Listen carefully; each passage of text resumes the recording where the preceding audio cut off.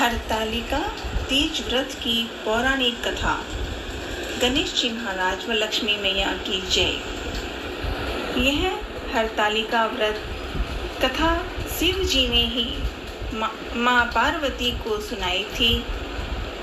शिव भगवान ने इस कथा में माँ पार्वती को अपना पिछला जन्म याद दिलाया था। आज की कथा प्रेम से शुरू करते हैं। हे गौरा, पिछले जन्म में तुमने मुझे पाने के लिए बहुत छोटी उम्र में ही कठोर तपस्या और घोर तपस्या की थी। तुमने ना तो कुछ खाया और ना ही पिया, बस हवा और सूखे पत्ते चबाए।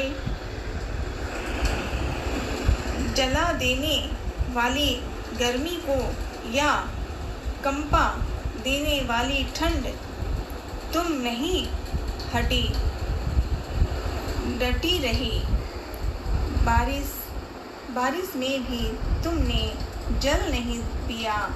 तुम्हें इस हालत में देखकर तुम्हारे पिता दुखी थे। उनको दुखी देखकर नारद मुनि आए और कहा कि मैं भगवान विष्णु के भेजने पर यहाँ आया हूँ।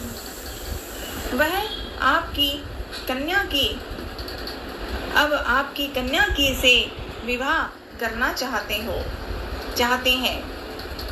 इस बारे में मैं आपकी राय जानना चाहता हूँ। नारद जी की बात सुनकर आपके पिता बोले, अगर भगवान विष्णु यह चाहते हैं तो उन्हें कोई आपत्ति नहीं।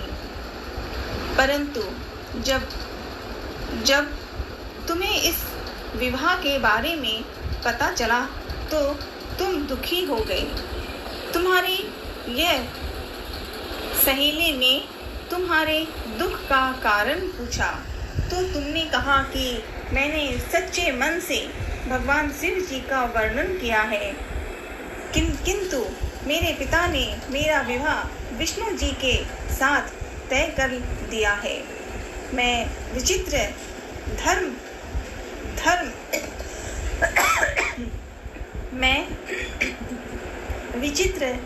धर्म संकट में हूँ।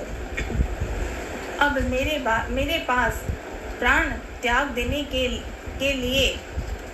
के लिए अलावा और कुछ दूसरा उपाय नहीं है। तुम्हारी सखी बहुत ही समझदार थी।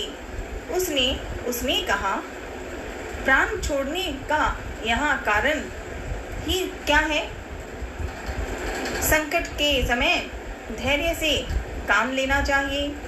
भारतीय नारी के जीवन की सार्थकता इसी में है कि जिसे मन से पति रूप में एक बार वर्णन कर लिया है, जीवन पर्यंत उसी से निर्वाह करें। मैं तुम्हें घनघोर वन में ले चलती हूँ, जो साधना स्थल भी है तो जो साधना सरल भी है और जहाँ तुम्हारे पिता तुम्हें खोज भी नहीं पाएंगे। मुझे पूर्ण विश्वास है कि ईश्वर अवश्य ही तुम्हारी सहायता करेंगे।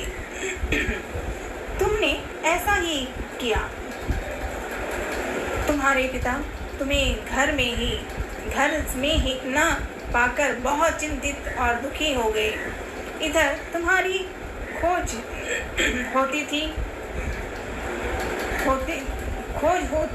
हो रही थी, उधर तुम अपनी सहेली के साथ नदी के तट पर एक गुफा में से मेरी सारा आराधना में लीन रहने लगी।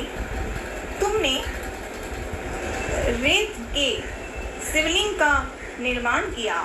तुम्हारी इस कठोर तपस्या के प्रभाव से मेरा आसन हिल उठा और मैं शीघ्र ही तुम्हारी पास पहुंचा और तुमसे वर मांगने को कहा। तब अपनी तपस्या के फलीभूत मुझे अपने समझ पाकर तुमने क्या कहा? मैं आपको सदैव मन से पति के रूप में वर्णन कर रही हूँ। यदि आप सचमुच मेरी तपस्या से प्रसन्न होकर यहाँ पधारे हैं तो मुझे अपनी अर्धांगिनी के रूप में स्वीकार कर लीजिए। तब तथास्तु कहकर मैं कैलाश पर्वत पर लौट गया।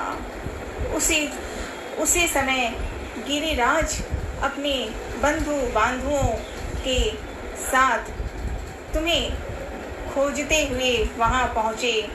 तुमने सारा वृत्तांत बताया और कहा कि मैं घर तभी आऊंगी अगर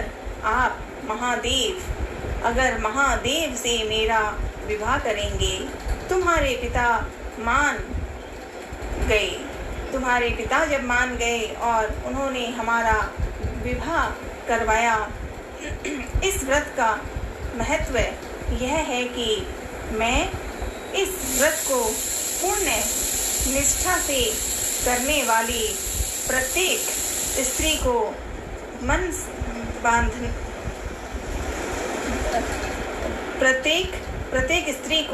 मन भाविन फल देता हूँ। इस पूरे प्रकरण से मैं तुम्हारी सखी ने तुम्हारा हरण किया था।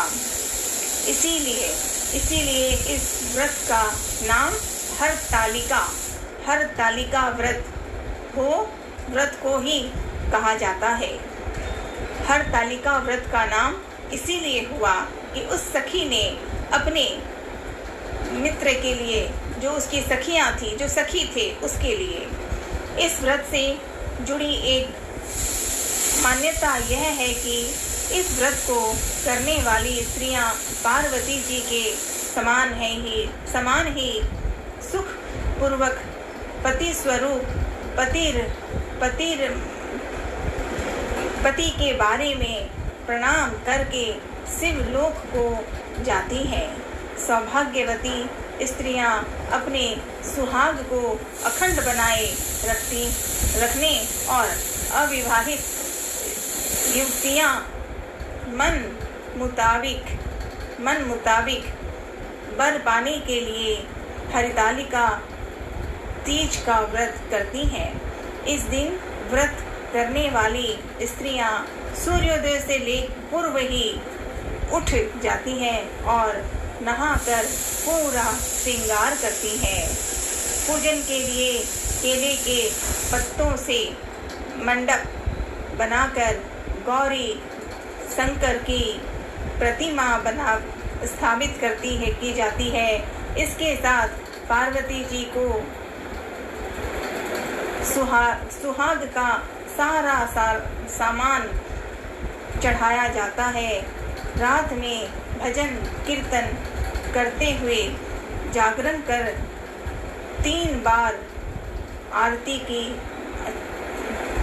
की जाती है और शिव पार्वती विवाह की कथा सुनी जाती है। इस व्रत के व्रती को शयन का निषेध है। इसके लिए इसे रात्रि में भजन कीर्तन के साथ रात्रि जागरण करना पड़ता है। प्रातः काल स्नान करने से पश्चात श्रद्धा एवं भक्ति पूर्वक किसी सुपात्र सुहागिन महिला को श्रृंगार सामग्री, वस्त्र, खाद्य सामग्री, फल, मिष्टान एवं यथाशक्ति तथा भक्ति आभूषण का दान करना चाहिए। रेत के शिवलिंग बनाए हैं जो उनका जलाशय में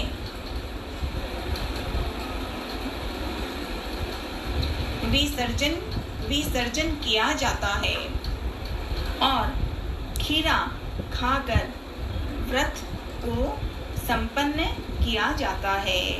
भोलेनाथ माँ पार्वती की जय। आज की कथा, आज हरतालिका तीज व्रत की कथा का मन से याद करना ही सच्ची पूजा का साधन है। जय ओम नमः शिवाय।